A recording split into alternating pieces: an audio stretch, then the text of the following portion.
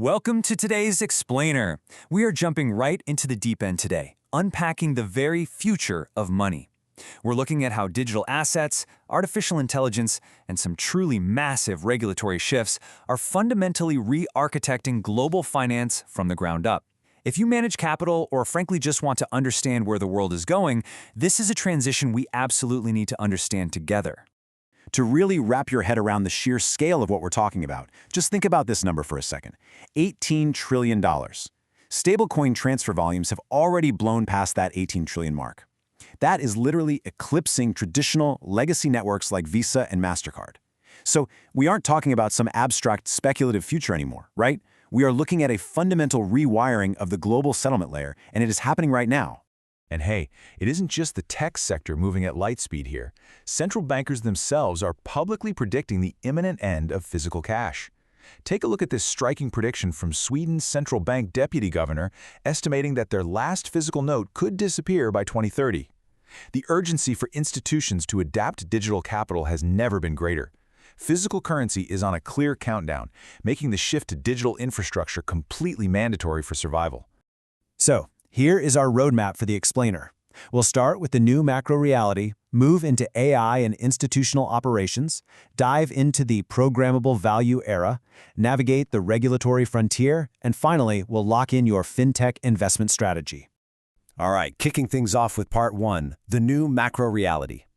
When you look at the foundational shifts in liquidity right now, market observers are noting a huge psychological shift. As governments continue to print money, the investing public's expectation of fiat debasement is driving a profound, almost desperate search for alternative, liquidity-based assets, whether it's Bitcoin, gold, or the impending rollout of central bank digital currencies, or CBDCs. The macro environment is forcing an institutional search for what is actually considered a real store of value.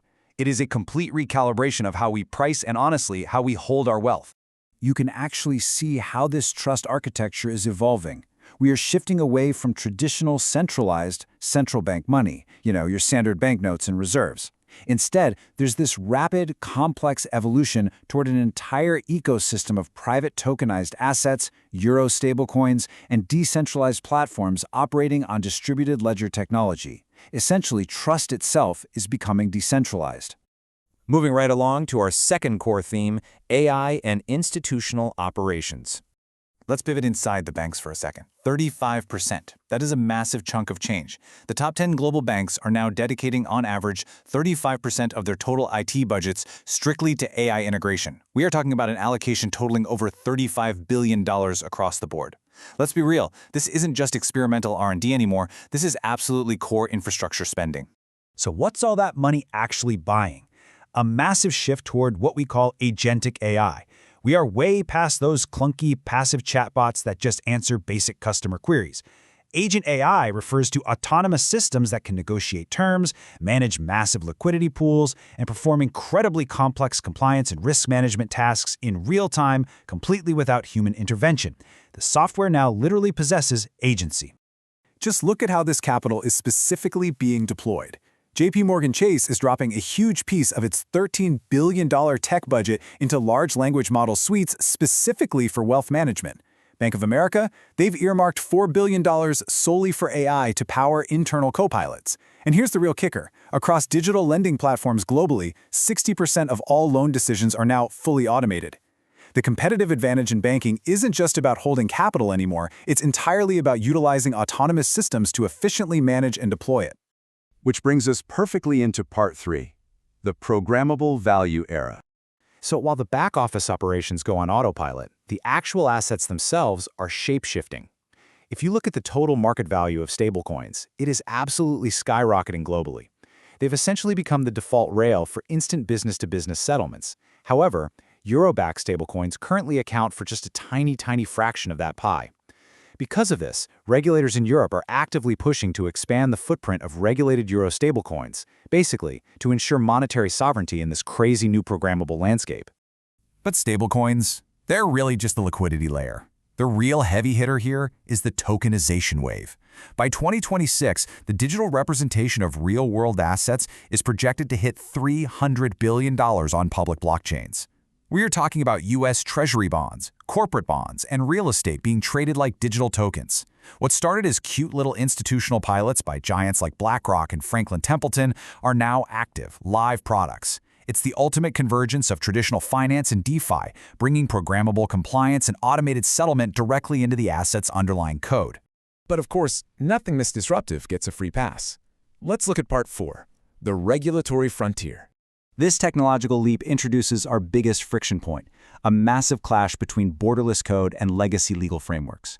On one side, decentralized protocols like DAOs offer this brilliant automated borderless execution, but they severely lack clear legal accountability. Like, if a smart contract is hacked, who on earth is liable? On the other side, we have emerging jurisdictional frameworks like Europe's MiCA regulation. Now, these offer clear operational parameters and mandate strict asset backing, which gives institutional investors that warm, fuzzy feeling of safety. But they are geographically fragmented and inherently pull things back towards centralization. Navigating this exact tension is going to be key to risk management. And actually, you don't even have to look at crypto to find regulatory headaches. Massive structural vulnerabilities exist right now within traditional banking-as-a-service chains. Think about this setup. A bank provides the license, a middleware company orchestrates the APIs, and a shiny, slick fintech app owns the customer relationship. It's great when it works, but if that middle step, the middleware link, breaks or goes bankrupt, thousands of end users can abruptly lose access to their funds literally overnight. Regulators are heavily scrutinizing this unbundled architecture. Throw AI back into the mix, and regulators are basically sounding the alarm on algorithmic bias. While AI promises objectivity, there's growing evidence it can inadvertently perpetuate historical discrimination in lending. Because of this, AI explainability is no longer just a nice-to-have feature, it is becoming a mandatory, strict compliance requirement. If your AI model denies someone a loan, you must be able to legally explain exactly why to the regulators.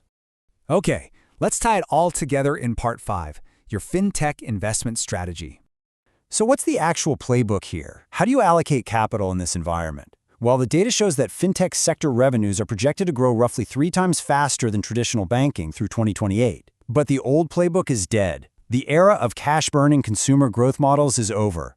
The most lucrative strategic tailwinds now lie in B2B embedded finance, where financial services are literally woven directly into corporate software. You also want to look at blockchain infrastructure that bridges Web3 speed with institutional compliance, and of course, the massive picks and shovels demand for agentic AI and ESG data standardization. And it all boils down to this really profound insight from the source material. The winners in this new era will be the platforms that successfully merge the blazing technological speed of decentralized systems with the rigorous, ethical, regulatory accountability of traditional finance. Trust and transparency? They can no longer be an afterthought of the compliance department. They have to be baked right into the architectural code of the assets themselves. So as you sit back and evaluate your own risk management and allocation strategy today, I want to leave you with one critical question. As capital literally becomes autonomous, and as value itself becomes programmable, is your portfolio actually prepared for the transition? Thank you so much for joining us for this explainer, and we highly encourage you to dig deeper into these dynamics to ensure you are positioned for the future of money.